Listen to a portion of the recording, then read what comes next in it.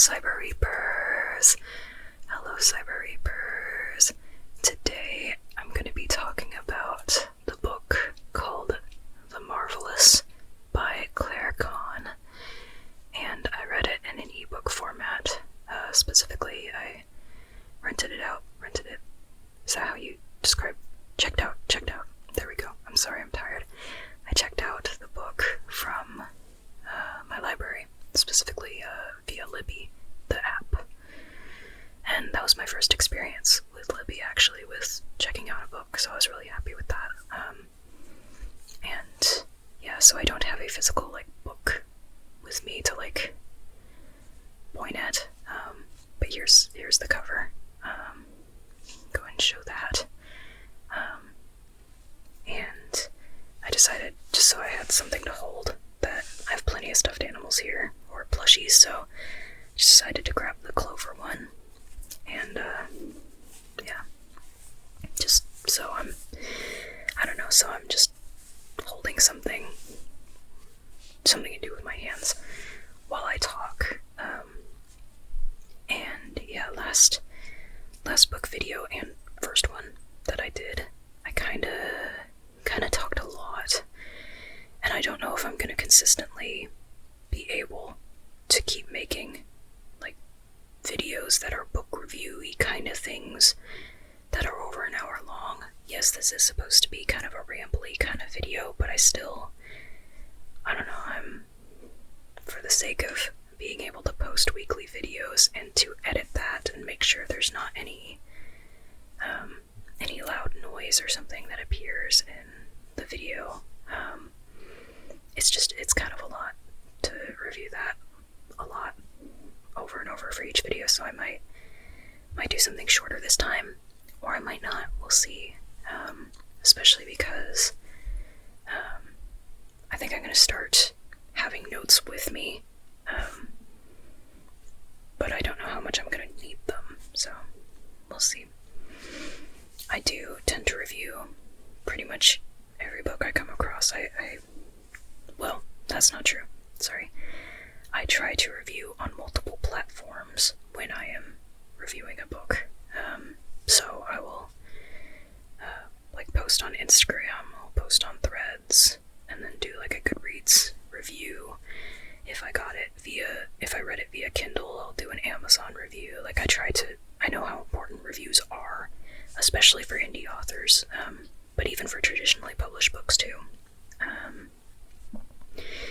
Yeah, because of that though, and because of different requirements for word count amounts, I have kind of a bunch of different style of reviews, and this is one of them.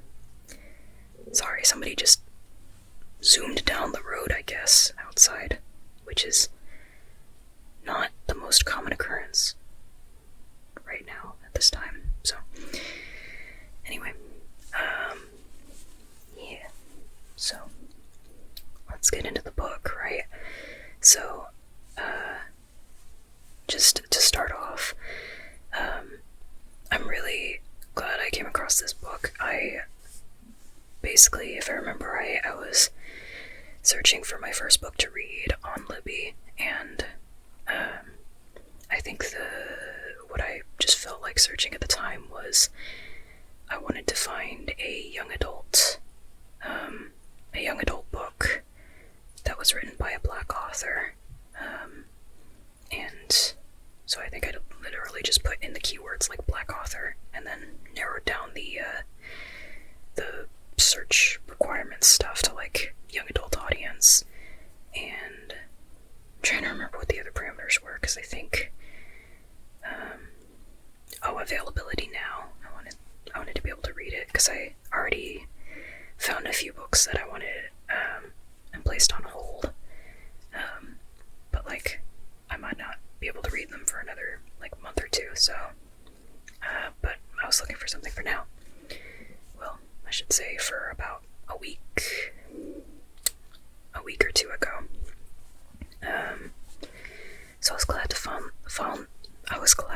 find this one, particularly because I love mysteries. I love locked room mysteries, and for anybody who doesn't know the terminology locked room mystery, it's kind of like when the characters are in a single room, locked room, it's kind of like an escape room sort of format where all the mystery, all the setting and stuff takes place in that room, basically.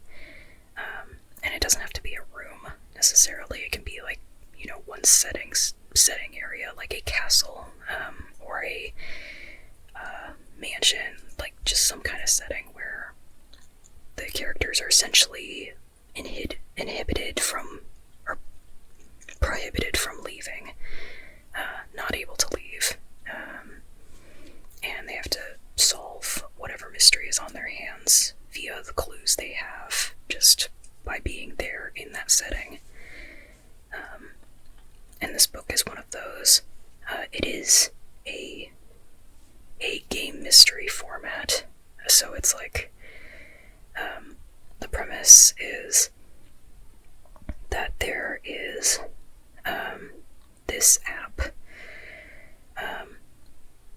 that has a lot of users on it, and the main thing of the app is that it tries to promote honesty and genuinely, like, has a no tolerance for bullying,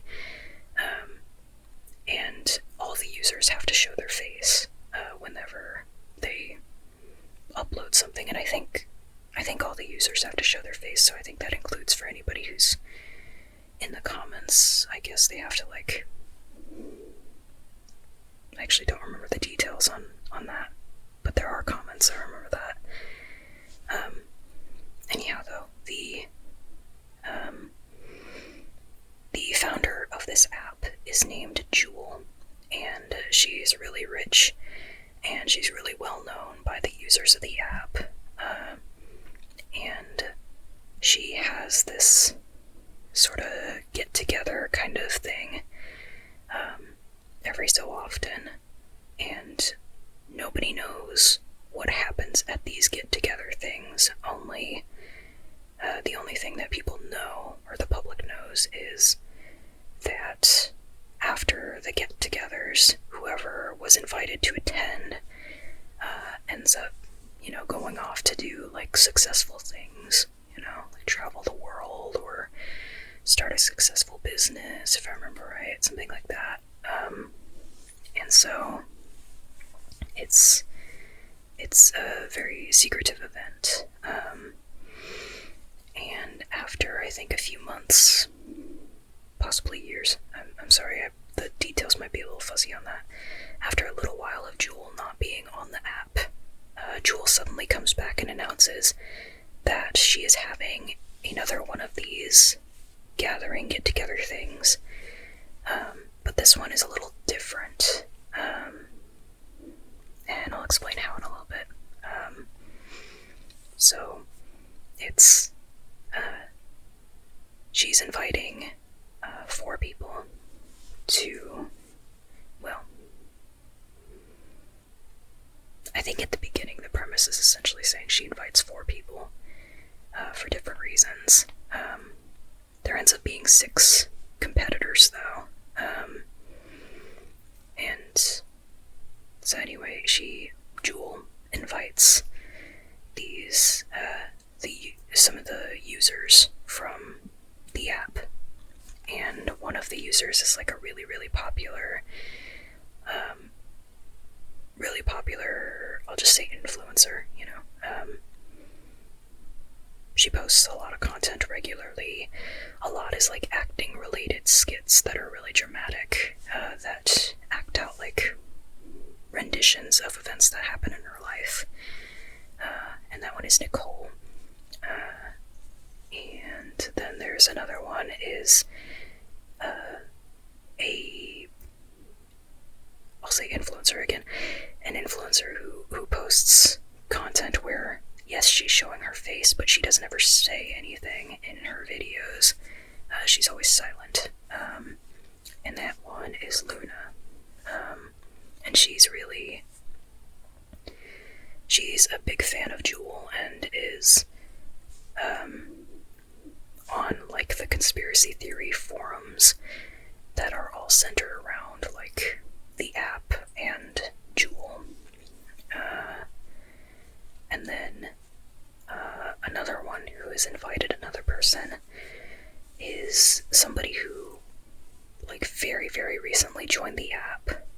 She only made like one video before she was invited to this retreat, this big event thing. And that one is Stella. She is used to being cooped up inside her room or inside her house, although moving all over the country all the time because of her parents' jobs. And yeah, there's a lot. Those are like the three main characters. And then Alex is a character who goes with Luna because Luna is a minor. I think she's 15, if I remember right. But yeah, Alex goes with her to this big event thing. And then another person who is invited is Harlow. I think Harlow is her name. And I'm trying to remember what kind of content she posted in the app. If I remember right, she was involved with like the conspiracy forums as well, but yeah. And then the final player of the 6 who are invited to the weekend getaway retreat event thing. The 6th one is, to avoid spoilers, I guess I'll just say like a friend of Jules' brother. That's how he's introduced. And there's Luna, there's Nicole, there's Stella, there's Harlow, Alex, and Francis. I think Francis is his name. Okay, there we go. I believe that's right. I hope that's right. I read this book a few days ago, or at least I finished a few days ago, and I've had a lot of wonky sleep schedule adjustments since, so please forgive me for some of the details slipping. But I really want to talk about like just how this book made me feel in general, because I mean these videos are really, really, really laid back, meandering kind of thoughts videos. But it's just kind of my thoughts as they appear. And I really did enjoy this book quite a bit. And I really liked that I happened to find a game-centered mystery kind of book, because that's kind of similar to the book that I am publishing in July of this year. So I was just like, oh hey, that's a fun little coincidence that I managed to find a book available now that I can read that's, based around a game mystery sort of thing. So yeah. I will say there are some major differences in the style of the games and where the mystery focus is. But that's enough about my book. Let's talk about The Marvelous. Whenever they all 6 of the players agree to participate in this game thing, weekend retreat getaway, they all go to this mansion that is owned by Jewel, the founder of the app that they use. And let's see, how much more of the premise should I discuss? I guess just like Jewel is very secretive about the rules of the game, and kind of reveals the rules as they go and as they agree to more terms to the game. And Jewel is accompanied by her her brother, we'll say her brother, accompanied by her brother and her brother's fiance, who I believe is also Jewel's best friend. That sounds about right. I believe Ethan and Olive are their names.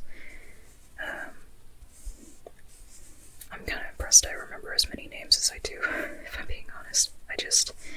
Sometimes names are just the hardest for me to remember about a story. Everything else, I can list out most of the rest of the plot of things, but generally names are what gets stuck somewhere in a hole in my memory. But I'm glad so far I'm doing okay with the names, so that's quite something. Yeah. So, Jewel and Ethan and Olive, they're kind of explaining the rules of the game before the players are completely, committed to it. And essentially, it's this mystery kind of riddle game where the players are going to be there for a weekend, all 6 of them, and they're going to stay inside this mansion. And if they solve essentially all the riddles, all the puzzles, all the games that they need to, 2 of the players out of the 6 that are there have the possibility of winning $1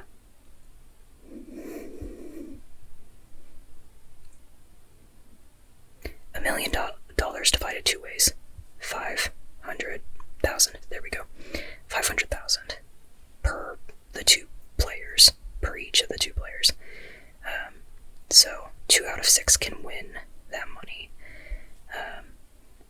And with the way after they agree to, all the players agree to join the game, and they have to stay there. They have to essentially give up their phones and access to the outside world to a certain degree. Stella kind of negotiates to get them a little bit of communication with, say, their parents. But yeah, they after the players agree and the terms are set and everything, they start to complete these game things. They are given riddle-like instructions in stages throughout the weekend, and they have to interpret the words that they're given and basically just interact with the room that they are in order to solve the mystery in each stage, to get more items and to get closer to the end of the game. And the more they do this, the more they realize, oh, we're going to have to work together to a certain extent, even though only 2 of the 6 will end up winning overall. And they each have different reasons for playing, because most of them could really use the money. But for example, Stella actually isn't in it for the money because her parents are well off enough to where, well, it's actually more so that her parents are so overprotective that they would probably just not allow her to use the money. They'd stick it somewhere in a bank account and not let her touch it for several years. So she's not really interested in that money, as well as just, I think her parents are famous and well off, if I remember right. So she actually ends up staying in the game for the sake of, how do I put it? I think her motives change a couple of times, or shift a little bit. But I think, for example, it was kind of a little bit out of spite, knowing that she wasn't set up to be the winner, or that Jewel was kind of favoring somebody else. So Stella went, you know what? I'm gonna best you at your own game, And I'm gonna be honest, I didn't like Stella at the beginning of the book. I mean, well, at the very, very beginning, I didn't know what to make of her because I had just met the character, but over the course of a few chapters, I was going, she's kind of rude. But then, the more that I read, the more I realized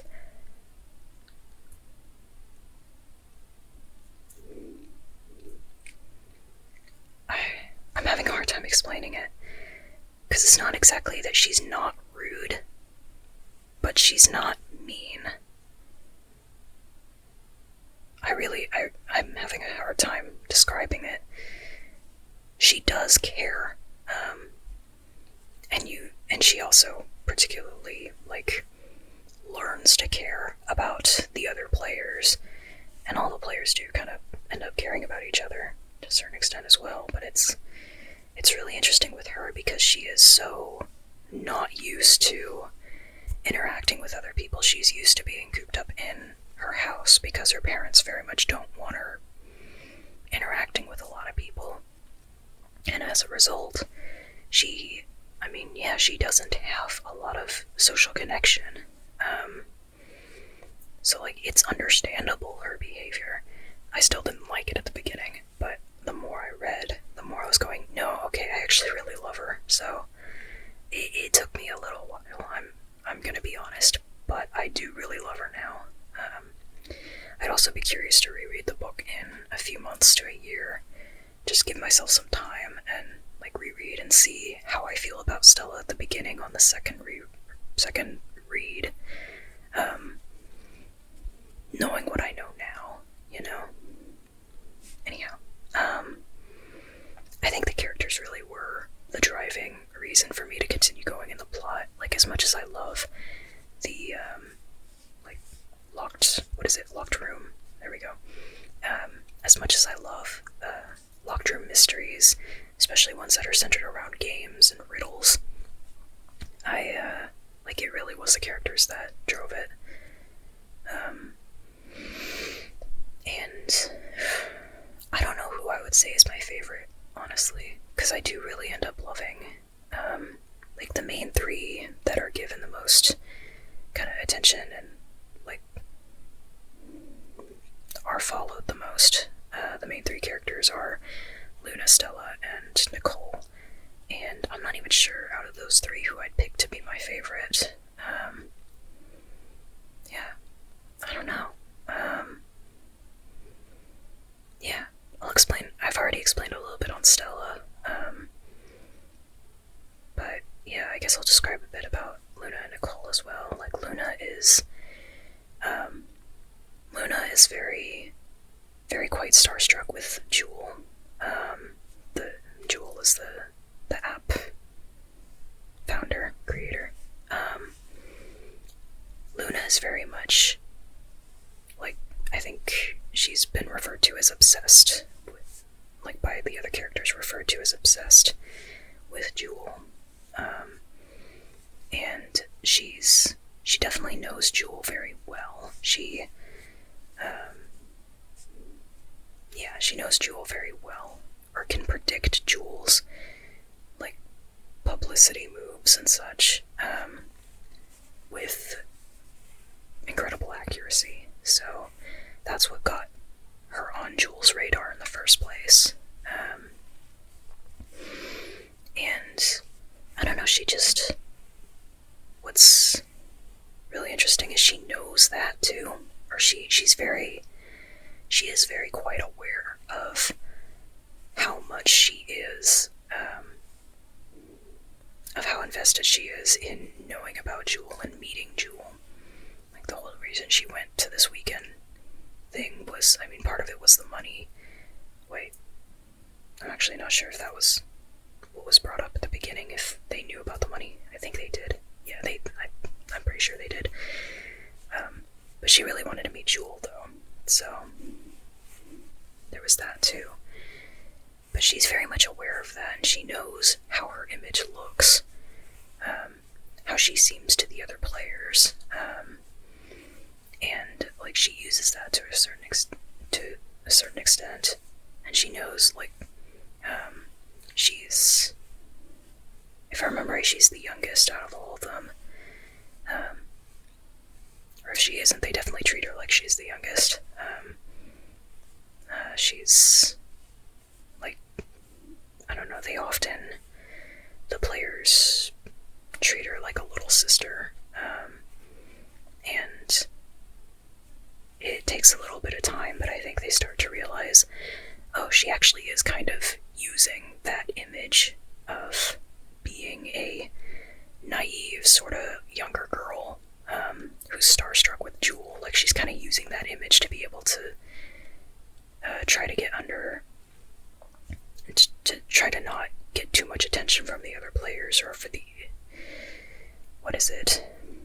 the other players to underestimate her. That's what she's aiming for in doing that. And I'm like, oh yeah, that's alright. That's good self-awareness, you know? And way to use how other people think of you, you know? And then Nicole is...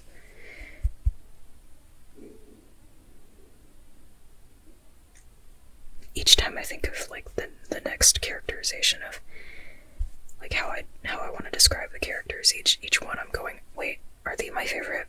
And now I'm on to Nicole going, like, maybe Nicole is my favorite. Nicole is not as... I feel like she describes herself as not as ambitious as the other players, even though she definitely could use the money. And it's not that she doesn't want it, or that she's not fighting hard enough for it, or anything like that, but she isn't willing to compromise her integrity, I don't think, when it comes to playing the game. So, yeah, I really like just how what's the right word? She feels very stable, very grounded. And her problems are very real. Not to say that the other players' problems are not real. I just mean, I think I personally... I hesitate to say that I relate to Nicole, because I don't in a literal sense of... I think the way she's written, though, is very... It's very easy to be sympathetic to her in particular, I think. And actually, I do relate to the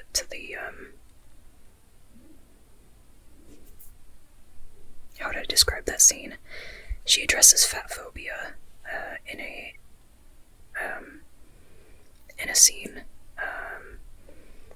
and it would have been, I really could have used more books just casually being like, hey, fat phobia, that's not okay.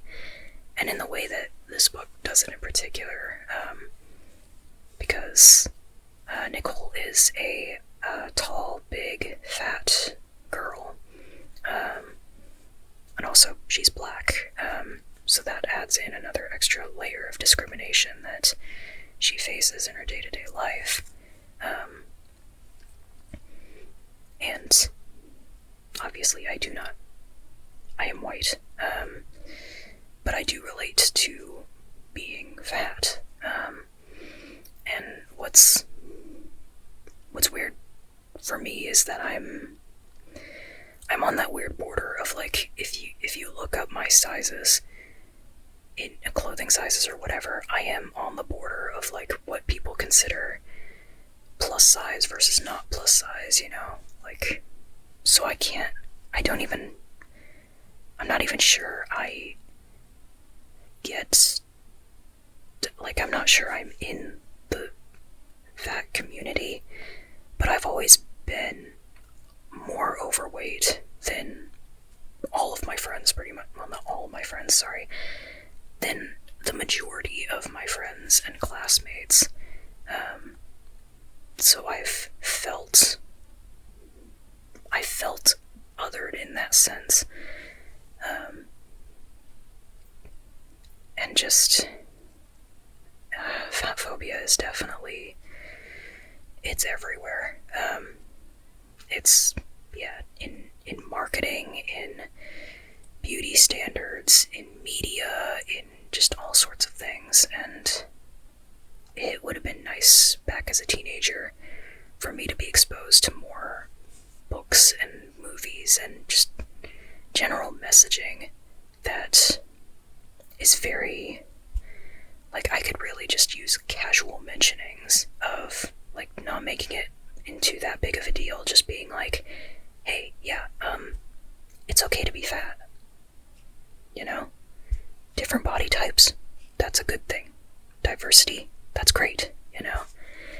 And it feels so obvious to me now, but back then it really, really wasn't. There were a lot of things that weren't obvious to me back then because it's just so drilled into my head that things are just a certain way.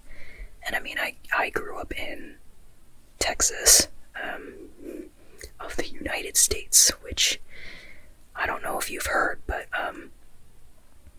schools don't exactly teach a lot of history.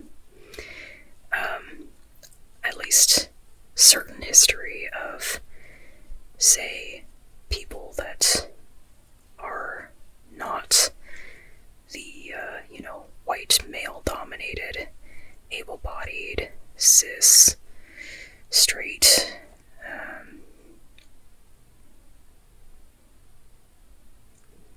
what else? Did I cover it all? Probably not. I'm tired, I'm sorry. My point there is that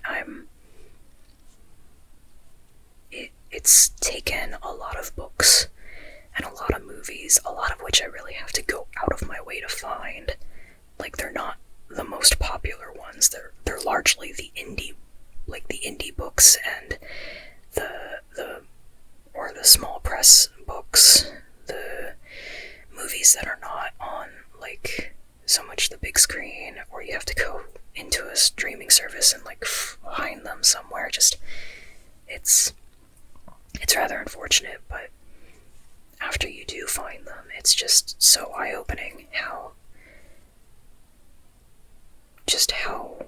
much your mind can change, or at least I'm speaking on my own personal experiences, how much my mind can change.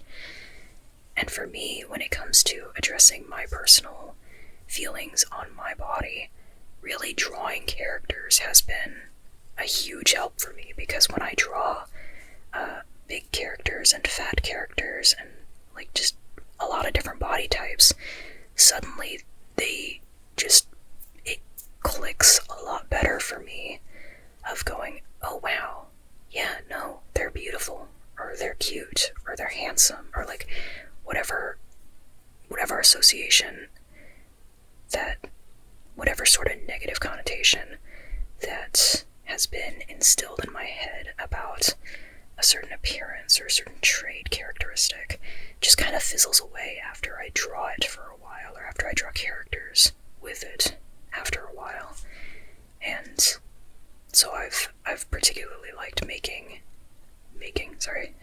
creating, writing fat characters, because then I start to see, like, just that part of my mind just shifting, of going away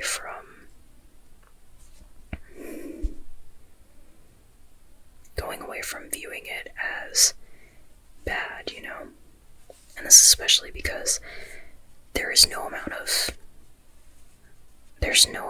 of fasting or not eating that you can do to really change genetics, Like, I am definitely on the overweight side. I've definitely had doctors just be like, well, how about you try losing weight, instead of addressing, like, whatever it is I wanted to address in that doctor visit, So it's, yeah. And only recently have I actually had the pleasant experience of going to a store that is, like, very plus size positive, that focuses around plus sizes, and I was like, oh my god, the clothes fit and they look cute. Like, oh my god, these are actual clothes made to look nice on bigger bodies. Like, oh my gosh, that's so nice. Anyway, what I'm saying is, I'm slowly but surely, like, exposing myself to more positive things in relation to diverse body types, and slowly, like, fizzling away from that. Insert useful metaphor here. Going away from the more negative mindset I used to have in relation to my own body. And yeah, in all honesty, I'm pretty sure that was internalized fat phobia. And it's really unfortunate that I had it, but I'm glad, though, that I recognize that was the case. and I probably even still have some, is unfortunate, but I'm always trying to change, trying to adapt my mindset to be more open, so I'm working on it. And I'm working on accepting my body. I think every day I look in the mirror and it gets a little bit better, Every day I'm like, alright, I'm okay with that. And it used to be that I was not okay with it at all, and I wouldn't like looking in the mirror at all. I would just try to avoid it. But now I kind of look and I'm like, okay. And I think at one point I'll even be like, that looks pretty nice, It's a learning curve, but I'm learning. And yeah, specifically, I wanted to kind of go into that because Nicole, the character in this book, she faces, oh, it sounds so weirdly like I'm trying to be diplomatic or sophisticated. She faces, I say that because she doesn't face, food insecurity. What is the word that you would use there? She experiences food insecurity. Is that the proper? I should really look this up. I'm forgetting how to state this. Well, I mean to state it respectfully. We'll go with experiences for now. She experiences food insecurity. She's living by herself, if I remember right. Nicole, though, she lives on her own, and she's working, I think, 2 jobs, and she could really use extra money to help her out. And she rations her food in order to have enough to live, paycheck to paycheck, because most of her money is going to her rent. So, her cereal, she, makes sure to ration it, essentially. And she makes a point of how, yes, you can be fat, and while you are experiencing food insecurity, you can, both things can exist. There's a number of factors that go into someone, or that are involved. Sorry, my throat did a weird thing. There are a number of things that are involved with reasons why someone is fat, and it is not because fat people are lazy. It is definitely not because of that.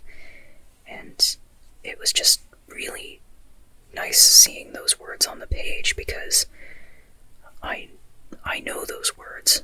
I feel those words. I've felt those words and tried convincing myself of them, because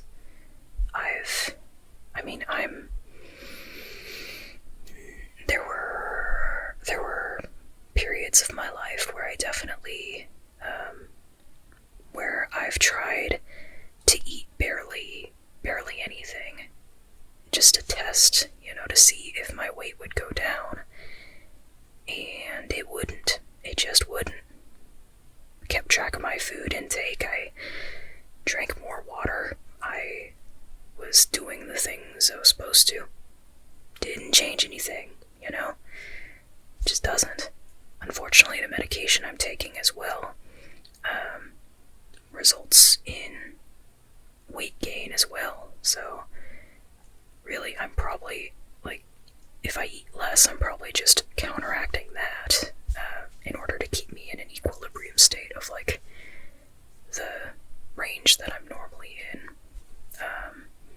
For the sake of my health, I do weigh myself pretty regularly, because I don't want to, suddenly drop into too low of a weight or too high of a weight all of a sudden and not know it. But I've gotten a lot better about why I weigh myself, on my feelings on that. And I've exercised quite a bit too.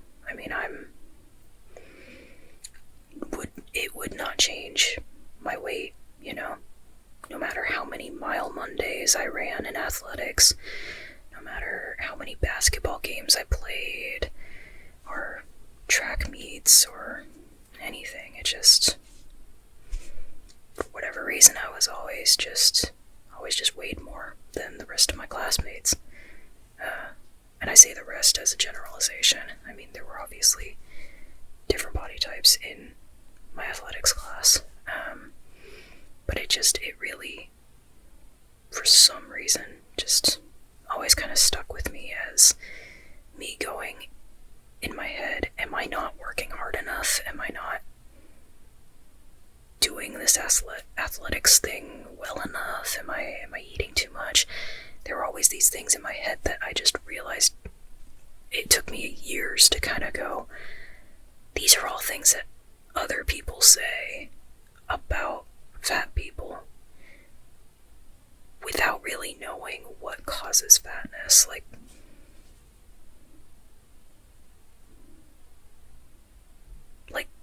nobody really knows how weight loss works anyway, or weight gaining exactly works either. And every body type is different, so what works for somebody isn't going to work for somebody else. So, I don't know, it's just really overall, societies all over the world need to just kind of get a grip and go, hey, maybe let's just stop discriminating against other people. Well, in general, of course, and as, I don't think I'm pessimistic in thinking this, but I really don't think anybody's gonna ever stop discriminating against other people. I think just everybody finds, or societies find, new ways to discriminate, or new characteristics to discriminate against. And it's not that I want people to, I just think realistically in the future, I don't think it's ever going to stop, because people are always going to be insecure, so they're going to find some trait in other people to try to make them feel as insecure as they feel. Them feel as insecure as they feel. Hopefully you followed the pronoun train there. Yeah. But I think books like this, where just casual mentioning of, like, you know, having a character who is fat and pointing out fat phobia, and just immediately shutting it down, like, there needs to be more instances of that, in all kinds of media, and so I'm really appreciative of this book for doing that. Now, I can't speak on the representation also of the black characters because I am white, but I really enjoyed how fleshed out each of the characters seemed, and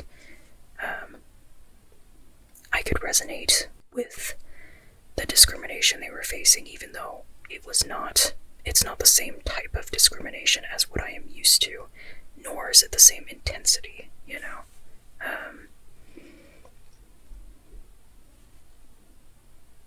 Yeah. To be clear, I face discrimination for other things that, oh, I forgot, I am they, them publicly in this profile. Okay, sorry, I'm just with... Generally, I don't really want to associate they, them with my legal name now, because I live in the United States, specifically in Texas, so to be clear, I'm LGBT. I also have dissociative identity disorder, so, yeah. I'm not going to talk about my experiences of discrimination in relation to those, but just know it's there. And also, even just being perceived as a woman in public is really, really weird sometimes. Like, seriously, the audacity, that's the word, the audacity of some people.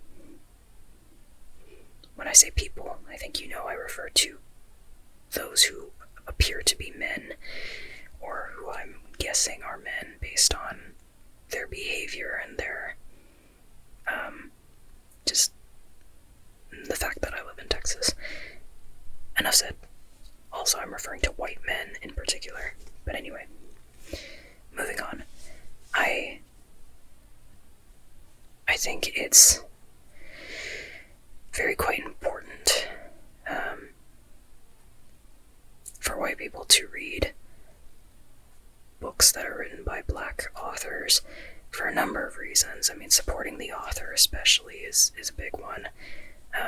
And also just learning more about black people via the characters. Learning more about hair types and how, like, hair care is different, you know? And it just, stuff like that increases empathy and understanding, and yeah, all of this has been said plenty of times before by plenty of other people, and I'm not the best one to say it even, because, again, I'm white. But I think just my main thing there is I definitely am glad to be actively seeking books that are written by marginalized voices, especially those who are part of groups that I am not a part of, because I really just need to keep expanding my own awareness and my mindset, because, I mean, yeah, everybody's ignorant in some extent, and ignorance isn't necessarily a bad thing in of itself, but it can lead to misunderstandings and a lack of empathy and just bad stuff. So overall, I'm increasingly aware of things that were just part of my mindset as I was growing up, and going, oh wow, yeah, that's different. I'm gonna shelve that and try to incorporate more of this idea in my head instead, and then maybe slowly push the other one away if I can, more quickly. Who knows? Yeah, so that's why, in particular, I'm trying to actively find and amplify more marginalized voices. Yeah, and my platforms are very, very small, so unfortunately nobody's actually seeing any of the books I am amplifying, or that I'm amplifying, because, again, nobody's seeing them, so I'm not exactly amplifying as much as I'm just kind of shouting into the void that I enjoy these books. But I'm still, I don't know, I still hope that it helps, you know, even to just have some reviews of it out there to add to the list of reviews that the books have, you know. So yeah. Yeah. Because, yeah, from what I hear, generally, that's what pretty much almost any person who is from a marginalized group will say that they want or from people who are not part of that group, is just like, hey, please listen to us and amplify our voices and incorporate us with your projects if you're going to be, like, say, if you're going to write a character that is part of my marginalized group, please, like, consult somebody who's part of my marginalized group. Stuff like that. Yeah, so I'm trying to listen and I'm trying to follow through. Because I think readers and authors definitely have a big responsibility to do that. Well, I should say authors more so than readers, maybe, because generally readers are, you know, reading for a number of reasons, possibly just straight up enjoyment and escapism, and yeah. So I won't speak so much on the reader side, since I think I lean more to the author side. But yeah. So, I think I talked a little too much on that. I think most of that didn't really need to be said, but anyhow.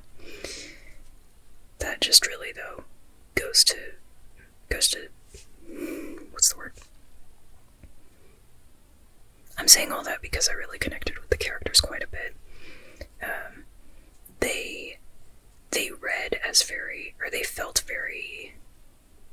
they felt like teenagers in a good way, but they didn't feel like stereotypical teenagers. Or I should say, stereotypical media teenagers is what I mean when I say that. And I hope you know what I mean by that, because I'm not sure how to explain it better than that.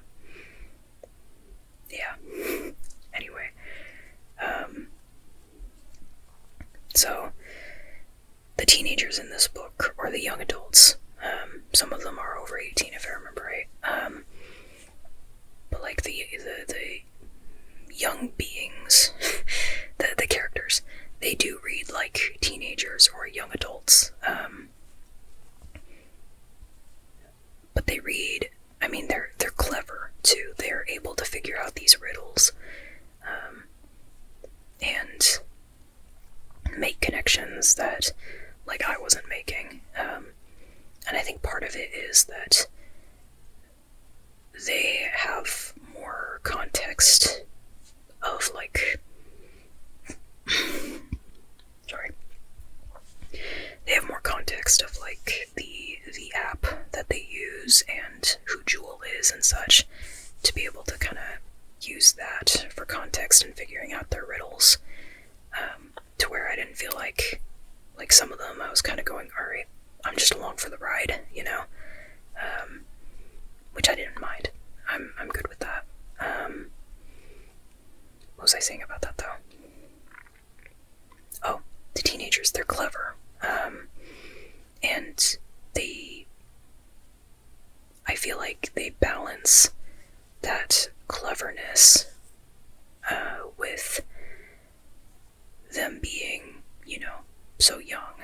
And what I mean by that is, like, of course they faced hardship in all their own ways, but they also are very young, to the point where, like, they haven't experienced the world as much as they would say if they were a few years older. There's a big jump in confidence level and experience levels between, say, a 15-year-old and a 22-year-old. Even just that short a range of time can change a personality so much, or personalities, as I know. Yeah, they definitely, I didn't feel like they were unreasonably written. I felt like I think they were well written, all the characters, including the adult characters too, actually. With the game-like setup, I was kind of going back and forth on whether I thought each step was supposed to be sinister or if it was supposed to be safe, like each stage of the game, to where I was going, is this, are these adults okay? But when you get to the ending, you understand why they were acting the way they were. So, that's all I'll say there for that. But I think the adults were written well too. Yeah, so. And that's kind of, I think, all I have to say about the character. Oh, I think I also like just how compassionate they all were, and how, even though they definitely had their arguments with each other, the different characters, they still often chose to work together, even though that was, like, not in their best interests, given that only two of them could win the monetary prize.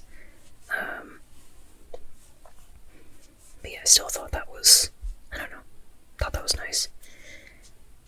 And I say it was against their best interests. I think there were steps where they definitely had to work together. They were forced to a certain extent. But I mean, even in steps where they weren't forced to work together, they still chose to, in ways that the game was not set up to make them do, I guess, or to make them act. So, I liked that as well. And I think I'm kind of definitely rambling, so I am gonna check my notes real quick to see. Let's see, I should do this slowly.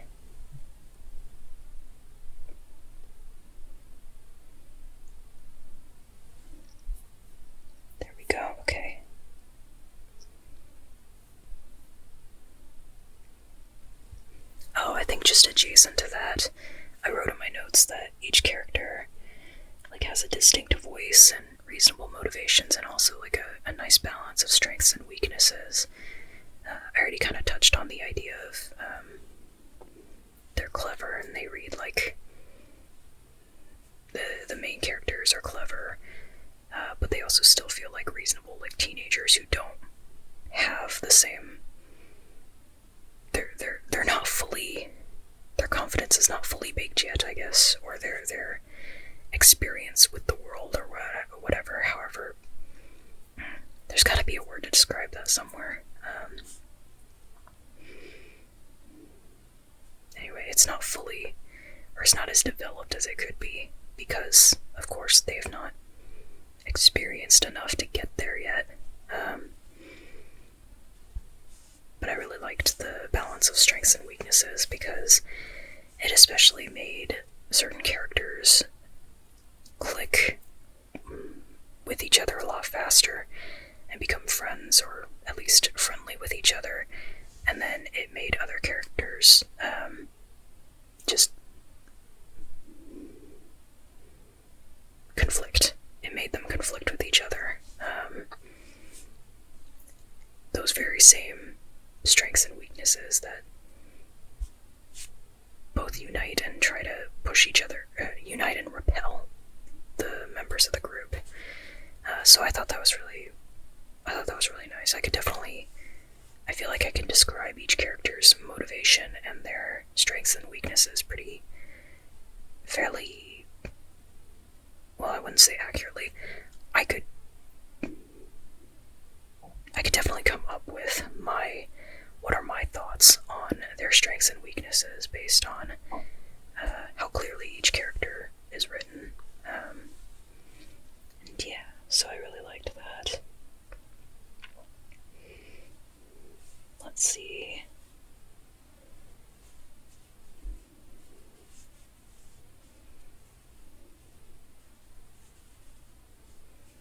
I also kind of forgot there's casual queer representation in this book too. In particular, one of the characters questioning their sexuality, and then like another character, I think, being more solidly. Actually, I'm not sure about solidly, but one of them definitely had bi vibes, and was flirting with, or was a girl who was flirting with one of the other girls. But yeah, it's, and they just kind of talked kind of casually about it, like, alright. Like, yeah, this character's sort of questioning how they feel regarding their attraction to other people. Yep. It didn't feel like it was just randomly thrown in there. I might be sounding like it was kind of thrown in there. It wasn't. It just, like, it was kind of throughout the book. But like I said, it was casual. You know, it wasn't like the main focus of the story or the main journey for that character. It was just like one part of their opening up and realizing more about themselves during this whole mystery plot, which I found pretty great. I liked that. At least the main three characters definitely had growth during the book. Yeah. And let's see. Oh yeah.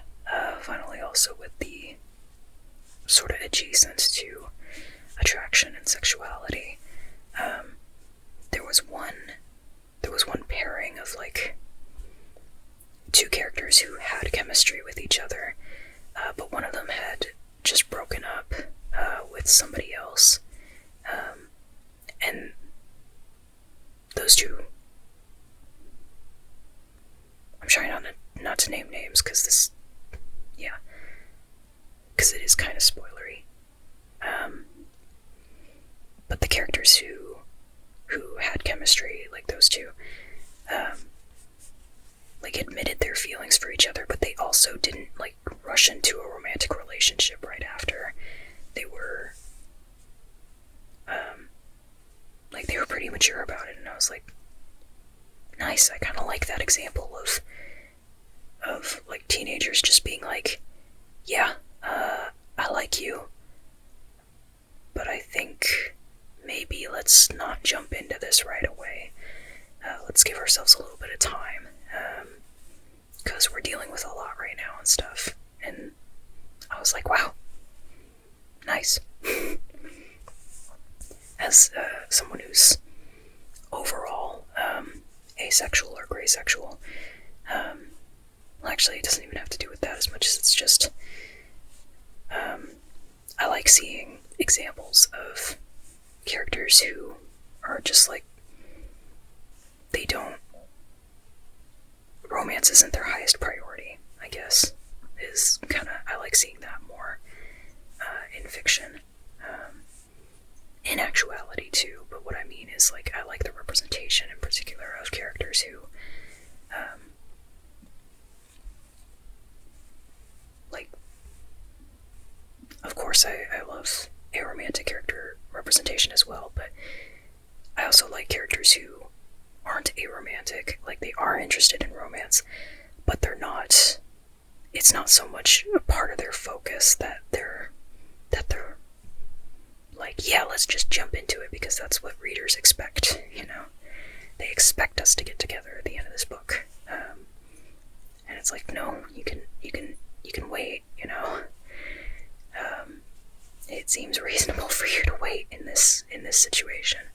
So, I'm glad that that is the route that the author took. Yeah. So, yeah, and those are actually all my main notes that I wrote down. So, so now anything here I think is pretty much off. Well, it was really off script to begin with, but it's especially off script now. For whatever reason, I'm having trouble saying off script.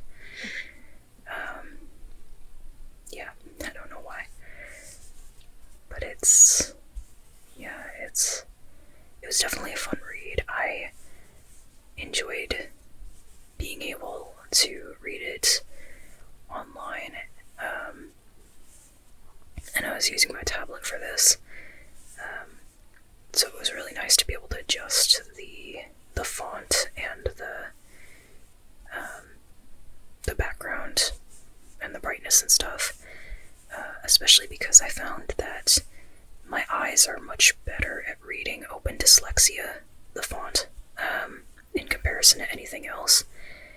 And I don't think I'm dyslexic is the weird thing about that. I'm not sure what to make of it. It might just be one of those cases where somebody designed something for a particular group and it just happens to improve the issue it was trying to solve for everybody and not just that particular group. I don't know. But I also don't know if I think, if I remember right, Open Dyslexia also helps people with ADHD to be able to, like, their eyes, like, snap better into focus on the particular lines. And I've been considering, well, I wanna see about the possibility of testing for a couple of different particular neurodivergent related things. I know I definitely have dissociative identity disorder. I've had a diagnosis and confirmation on that, and I knew even way before that because it's kind of hard to not know with these particular symptoms. I mean, there's a few dissociative disorders that are similar, but it's not like a difference of me going, is this schizophrenia or DID? It's definitely a, no, these symptoms are very much DID. But when it comes to the other stuff, I'm really not sure because the DID symptoms very much kind of cover so much that I'm not sure what has to do with it and what doesn't. So Anyway, my point being of that is that I use Open Dyslexia now on anything I read, and I've also been using it for what I write, and that might be a little off-putting for some people who don't understand why I'm doing it, and I think it is a better font for most people to read from what I am gathering. I do want to know more people's opinions on it, but I think in general I do plan on publishing my books using it. Yeah, just because it definitely doesn't hurt. Like, the font doesn't hurt to read, and if it helps, or if it helps a certain group of people, and if it helps the majority as well, then I think that's awesome. So, yeah. But I've been using that on my tablet as well, so that was, with the combination of that factor and also the being able to adjust the brightness on the screen in comparison to, like, reading a book where you can't really adjust the brightness on that, I've been able to use reading, and in particular this book, The Marvelous, to adjust my sleep schedule a little bit, because I've been shifting it a lot earlier by, 4 hours? I've shifted it 4 hours earlier, my sleep schedule. Or I've been attempting to for the past week or two or so. So far it's been pretty good. It's a little bit rough, especially because I think I'm not gonna self-diagnose right now, but, like, I get the feeling I might have another sleep-related issue that is keeping me from staying still throughout the night. And I thought that it was just normal to toss and turn every few minutes because of a irritation in your legs, but I've been told that is not true. So anyway, so I'm adjusting my sleep schedule, and my cat is being loud, I guess. Sorry, that's the jingling in the background. Loki, are you done? Okay. He's probably been making a little bit of noise throughout the video. Oh, he's about to leave the...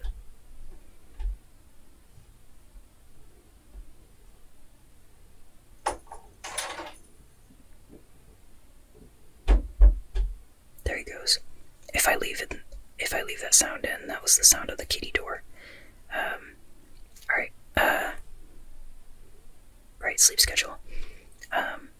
This book is really what helped me test the moving of that sleep schedule. I've done a few other things to shift my sleep schedule back, but it's really helped to be able to, like, have the white text on black background, and then, like, lower the brightness setting to as low as I need it to in order to read before going to sleep. And then I could sleep for a little while and look forward to reading some more of it in the morning, because then in the morning I would turn up the brightness and read some more of it, because I was excited about the plot, because it kept me engaged enough to look forward to waking up and reading more. And so that really helped me. Really helped me with my sleep. Unfortunately, I need another book now to help me with that. I did check out another book that I plan on reading over the next few days. But that's for another video.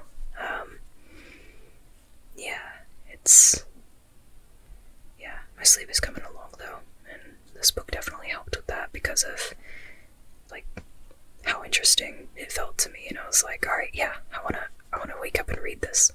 I think I even had it influenced my dream actually a couple of times, because I know I had, like, this mystery competition for money thing, and there was something related to jewels, as, I don't know, some representation of it, of like the plot just sort of seeping into the dream a little bit. So that was fun. I like it when books make it into my dreams, as long as it's good parts of the books, you know.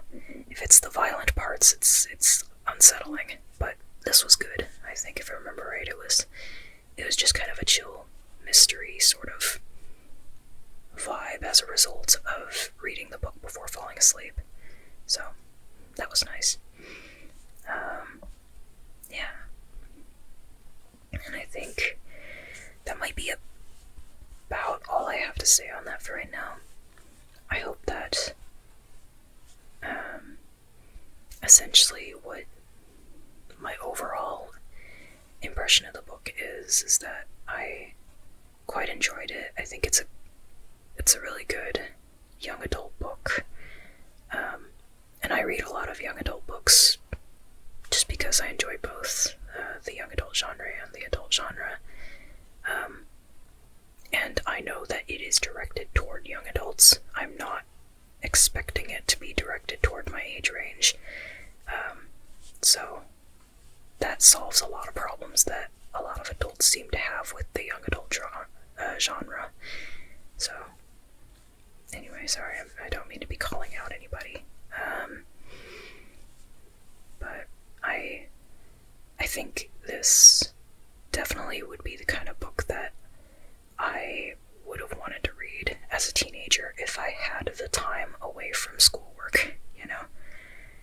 Man, I tried to read books during school, but high school and college, at least during my bachelor's degree college time, that was definitely, it was too much. I was so burned out from reading so many texts for school that I couldn't read for fun. And it's actually taken me a while to get my reading confidence back as a result. I thought I was such a slow reader that I might as well have not read anything, because I was reading 10 pages an hour, and it just, it took me a minute to realize, oh hey, I'm reading 10 pages an hour on these nonfiction materials that I'm not actually all that interested in reading. Say if I read a book that I'm actually interested in reading and have fun reading, that's different. And also I should clarify that I actually do enjoy some nonfiction books. I just, if it's not something I enjoy, I generally have a harder time getting through a nonfiction book than a fiction book. If you give me like a nonfiction book I don't enjoy or am not interested in, and a fiction book I don't enjoy or am not interested in, I'm much more likely to be able to continue reading the fiction book than the nonfiction one. Anyway, just to clear that up. And I actually have been reading nonfiction a little more than usual. Part of that being because I'm in a class right now where 2 of the books were required, so I read those. But I'm also reading another book that I'm hoping to finish this month. Hoping to finish this month. I'm slowly getting more tired, I think you can maybe tell. I'm trying though to think any more about The Marvelous, if there's any more. There's any more to it. Also, I really like the cover. I guess I'll mention that again. Or did I mention it? I don't think I did, actually. Oh no. Anyhow, like the pink and yellow sort of look to it. It is pink and yellow, right? It's not pink and orange. Let me take a look. Yeah, okay. Yeah, so, I'm not sure how to...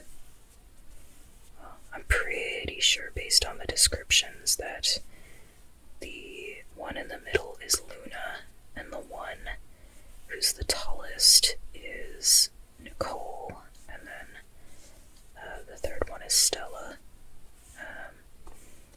Pretty sure. Yeah. Anyhow. So yeah. I think I'll go ahead and go with that as my rambling sort of review slash thoughts of The Marvelous by Claire Kann. I'm glad I read this book. It was a fun experience. And if you're interested in locked room kind of mysteries with plenty of representation in the queer aspect and people of color aspect, and also socioeconomic status, yeah, I think, and also you like game-centered mystery kind of stuff, competitions, then I think you might like this book. And yeah, I think I'll go ahead and try to sign